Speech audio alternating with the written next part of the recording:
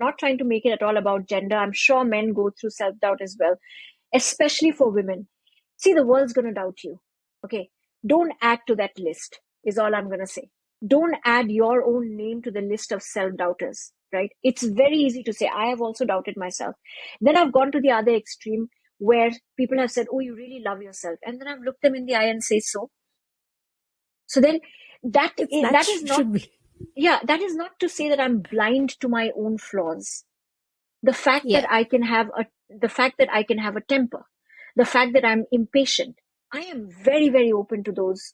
I realize that they are my flaws, but self-doubt and being close to your flaws are two totally different things. Men don't doubt themselves ever so often as we do. So to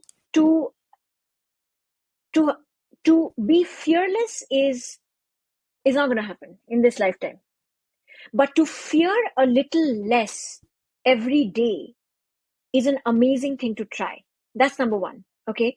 So that's been my journey from college to Netflix and even now. So that's one thing that's kept me alive.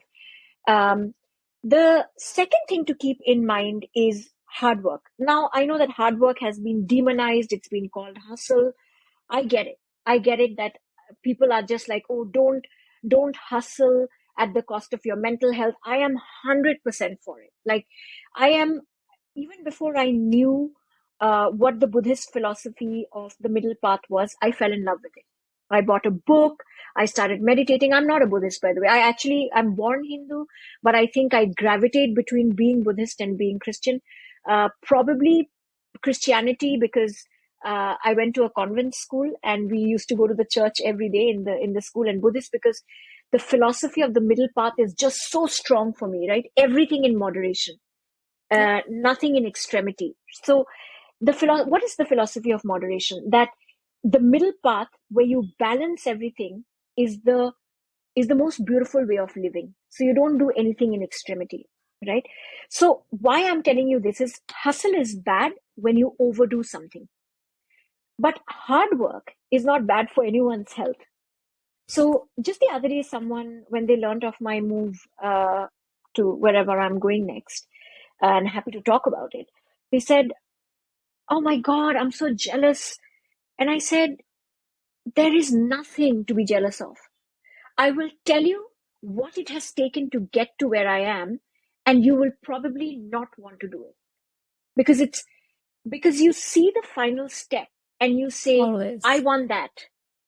But if I told you what it took, the decisions I made, the things I've said no to, the roles I have said no to, the incredible roles I've said no to say yes to this one, the parties I've said no to, the hours I have stayed late, right? The papers I have written, the number of hours I've spent building my personal brand.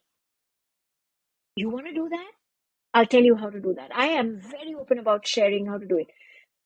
You know why? Because the problem is, I think we just think of hard work as a bad thing. We think of hard work as a boring thing. We think that maybe, forgive me for saying this, maybe sitting and watching Netflix is a more beneficial thing to us. Yeah, sure, we all need entertainment.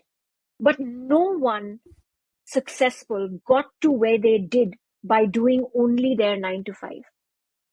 After your 9 to 5, there needs to be a 5 to 9 or a 5 to 7 or a 7 to 9 where you fuel your passion. It can just be 3 hours over a weekend or just 1 hour every weeknight.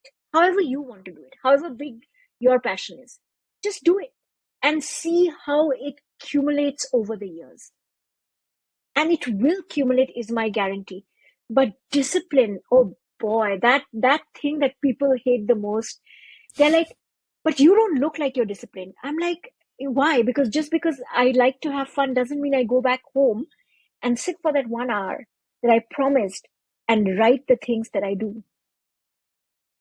And that's essentially what I think sums up everything that brings me to whatever little I have achieved, which is just to summarize for you, not look at hard work as a monster. It's not. It's just really sitting yourself down, playing some nice cool music, having a nice cool drink, getting yourself into a mindset saying, I'm doing this for my good present and my good future. And I'm doing it because I really like it, right?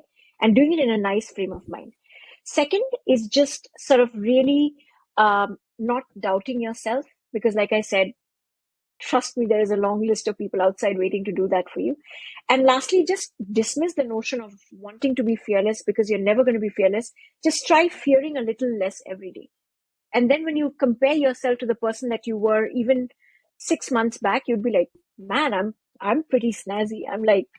I'm much, much cooler right now than I used to be like 6 months back. So yeah, I mean, that's been professionally and